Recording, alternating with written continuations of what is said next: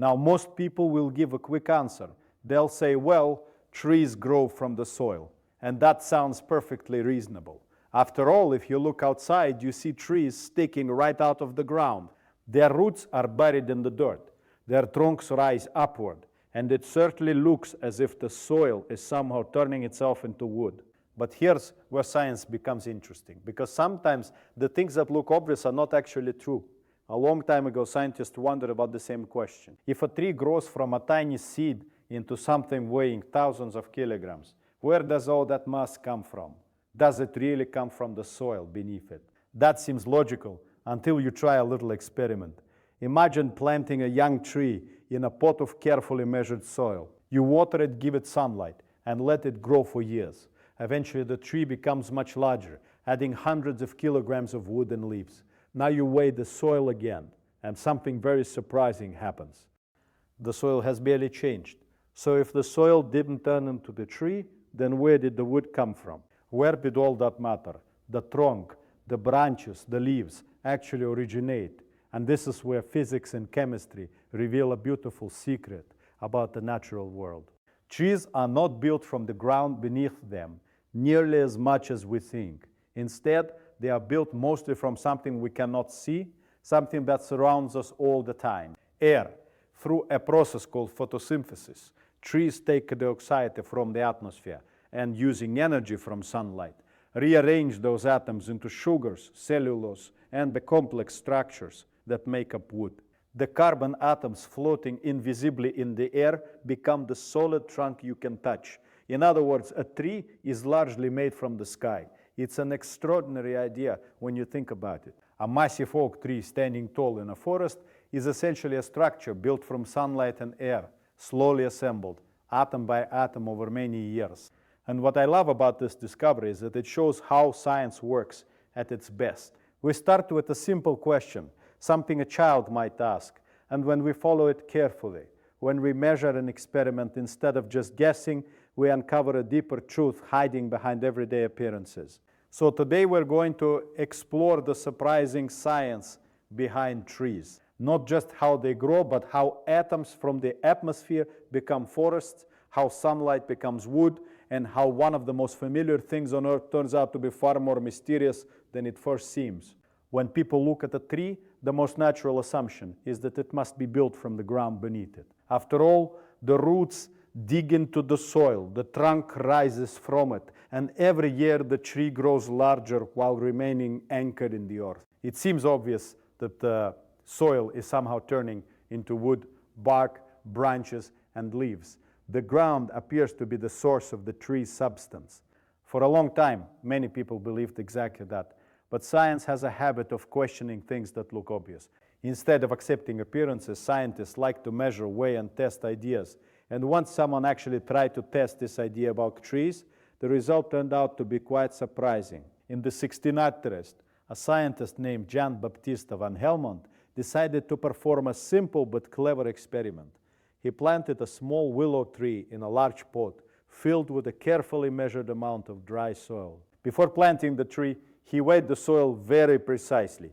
Then he allowed the tree to grow for several years, giving it only water and sunlight. Over time, the little tree grew into a much larger one.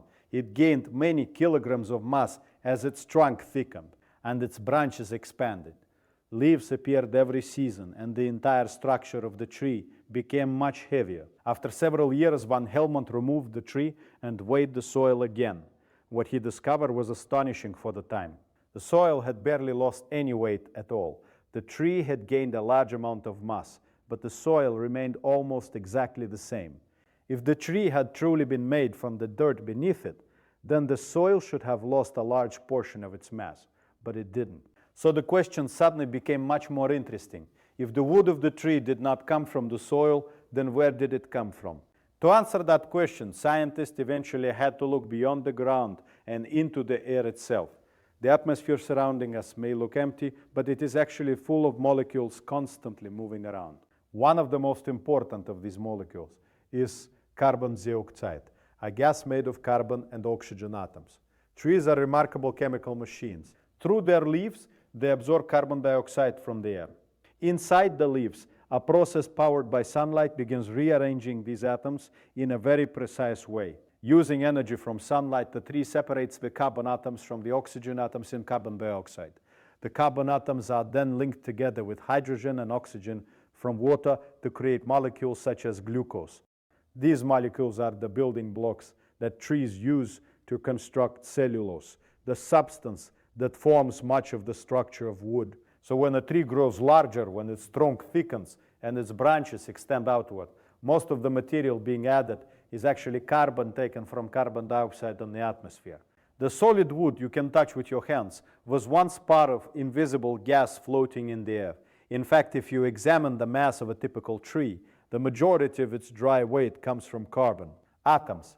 Those atoms were originally part of CO2 molecules drifting through the atmosphere before the tree captured them through photosynthesis. This means something rather beautiful and strange is happening all around us. Trees are slowly pulling matter out of the air and turning it into solid structures. Atom by atom, molecule by molecule, they assemble trunks, branches, and leaves using material that was once part of the sky. The soil still plays an important role, of course. It provides water and essential nutrients, such as nitrogen, phosphorus, and minerals, that the tree needs to keep its chemistry functioning properly. But those substances make up only a small fraction of the tree's total mass. Most of the tree, the towering trunk, the spreading canopy, the heavy wooden structure, is built primarily from carbon that once existed as gas in the atmosphere, meaning that when you stand in a forest surrounded by massive trees, you are really standing among enormous structures made largely from air that has been carefully rearranged by sunlight, leaves, and time. Atoms that once drifted invisibly through the atmosphere now locked together in the quiet architecture of wood. Branches stretching upward while roots quietly anchor the entire living structure below the surface, while the invisible exchange between air, light, and life continues all around us. As trees slowly transform the sky into forests without anyone noticing the remarkable chemistry unfolding above their heads, as sunlight strikes the leaves and begins the delicate process again. And again, while more carbon atoms are quietly pulled from the atmosphere and added to the growing body of the tree, as the structure becomes larger and heavier, year after year, as the invisible becomes solid and the air itself becomes wood, while the quiet machinery of life continues working leaf by leaf across the surface of T. He planned while the forest slowly builds itself from the sky. If trees are mostly built from carbon taken from the air, then another question immediately appears. Rearranging atoms into complex molecules requires energy. Carbon dioxide molecules in the atmosphere are very stable, and separating their atoms so they can be used to build wood, leaves, and sugars is not something that happens easily on its own. There must be some source of energy powerful enough to drive this transformation. That energy comes from sunlight. Every second, the sun sends enormous amounts of energy toward Earth in the form of light. When this light reaches the leaves of a tree, something extraordinary begins to happen at the microscopic level. Leaves are filled with tiny structures called chloroplasts, which contain a green pigment known as chlorophyll. This pigment is extremely good at absorbing certain wavelengths of light, especially red and blue light from the sun.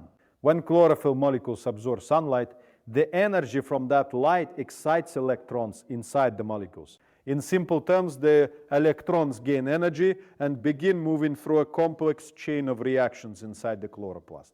This movement of energetic electrons becomes the driving force that powers a remarkable set of chemical processes. One of the first things that happens is the splitting of water molecules. Water absorbed by the roots travels up through the trunk and into the leaves. Inside the chloroplasts, energy from sunlight is used to break water molecules apart into hydrogen and oxygen atoms. The oxygen is released back into the atmosphere as a gas, while the hydrogen atoms are used in later chemical steps. Meanwhile, carbon dioxide molecules enter the leaf through tiny openings called stomata. These openings are like microscopic doors that allow gases to move between the leaf and the surrounding air. Carbon dioxide ignites, diffuses into the leaf, and eventually reaches the chemical machinery inside the chloroplast. Now the tree has all the ingredients it needs: carbon from carbon dioxide, hydrogen from water, and energy from sunlight. Using this energy, the plant begins assembling simple sugar molecules. Carbon atoms are linked together with hydrogen and oxygen to form glucose, a small molecule that stores chemical energy. This process, known as photosynthesis, transforms light energy into chemical energy that can be stored inside the plant's tissues. But the story does not stop with sugar. The glucose produced during photosynthesis becomes the starting material for many other substances. Plants link these molecules together to create long chains called cellulose, which forms the structural framework of wood and plant fibers. Cellulose molecules pack tightly together, creating strong materials that give trees their rigidity and strength. Other sugars are converted into starch, which plants use as stored energy. Some are used to build oils, proteins, and other compounds needed for growth and survival. Through countless chemical steps, the energy captured from sunlight becomes locked inside the molecular structure of the tree. In a very real sense, the wood of a tree is solidified sunlight. Every ring inside a tree trunk represents seasons of captured solar energy. Each layer of growth forms as the tree absorbs to a sea, to water, slowly building more structure as time passes. The energy from sunlight, once stored in chemical bonds, becomes part of the physical body of the tree. This idea becomes even more fascinating when we realize how much sunlight a forest captures. Millions of leaves spread across the canopy act like a vast network of solar collectors. Each leaf absorbs light, drives chemical reactions, and contributes a tiny amount of new material to the growing plant. Over years and decades, those tiny additions accumulate into massive trunks, towering branches, and entire forests stretching across landscapes. The quiet green leaves overhead are performing one of the most important chemical processes on Earth, converting light from a distant star into the matter, an energy that sustains life.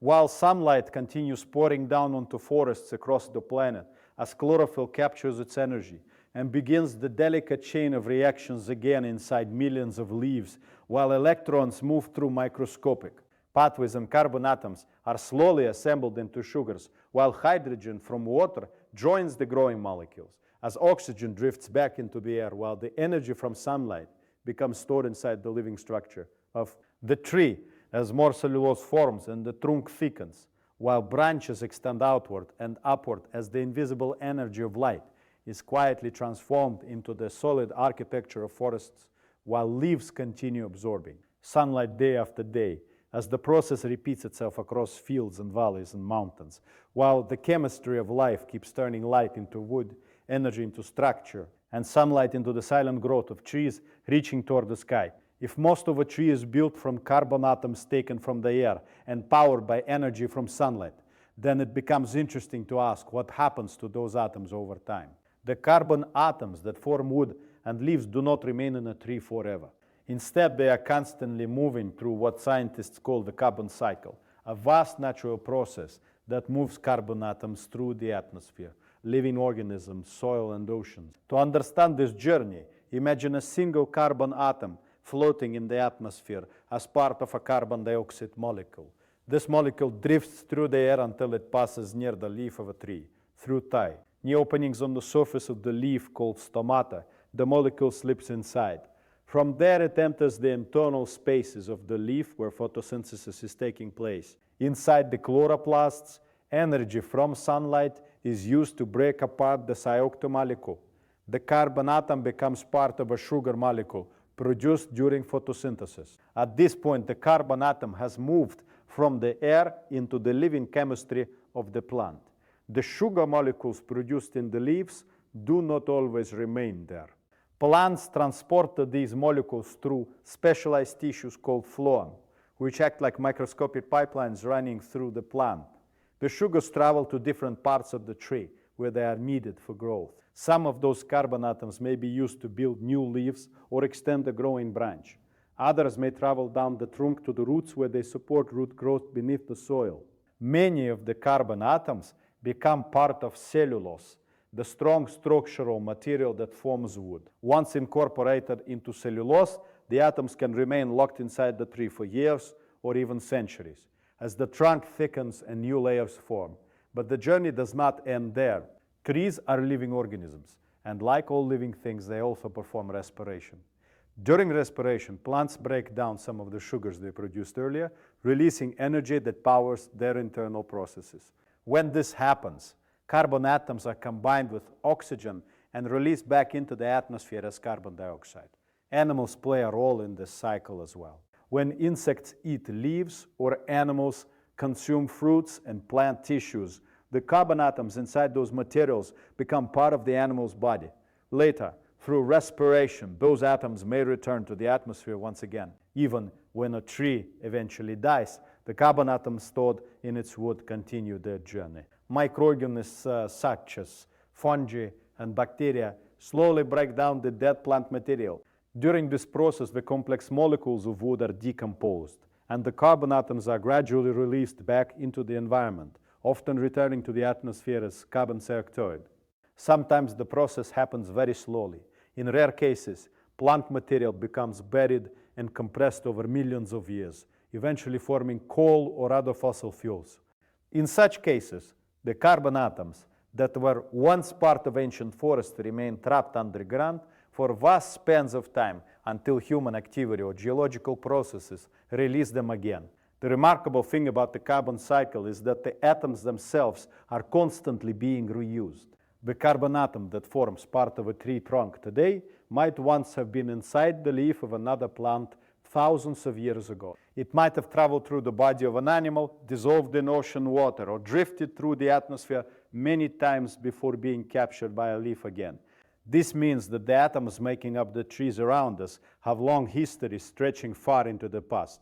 The forests we see today are built from atoms that have been circulating through Earth's systems for millions of years. Every leaf quietly participating in photosynthesis is part of this enormous planetary exchange, drawing carbon atoms out of the air and weaving them into living structures, while the movement of matter continues across ecosystems as molecules travel from atmosphere to leaf and from leaf to wood while animals feed on. Plants and microbes break down fallen branches, while carbon returns to the soil and air again while new leaves absorb sunlight and begin the process once more, while forests slowly reshape the composition of the atmosphere. Through this steady work of photosynthesis, as atoms move endlessly through air, life, soil, and oceans. W. Here, each tree standing silently in a forest is part of a much larger system, where the same carbon atoms travel through countless forms across time, while the cycle continues without pause across the surface of the planet, as trees keep drawing invisible carbon from the sky and turning it into the living architecture of forests, while the journey of those atoms quietly continues. So when we look at a tree now, it becomes much more than just a plant growing out of the ground. It is a living system that quietly connects sunlight, air, water, and the chemistry of life. The wood of a tree is not simply soil turned solid, but atoms pulled from the atmosphere and carefully rearranged using the energy of the sun. Every trunk, branch, and leaf is part of a larger story where invisible gases become forests and sunlight becomes structure. What makes this idea so beautiful is that it reveals how deeply connected everything in nature really is. The air we breathe, the light from the sun, and the forests around us are all part of the same continuous process shaping life on Earth.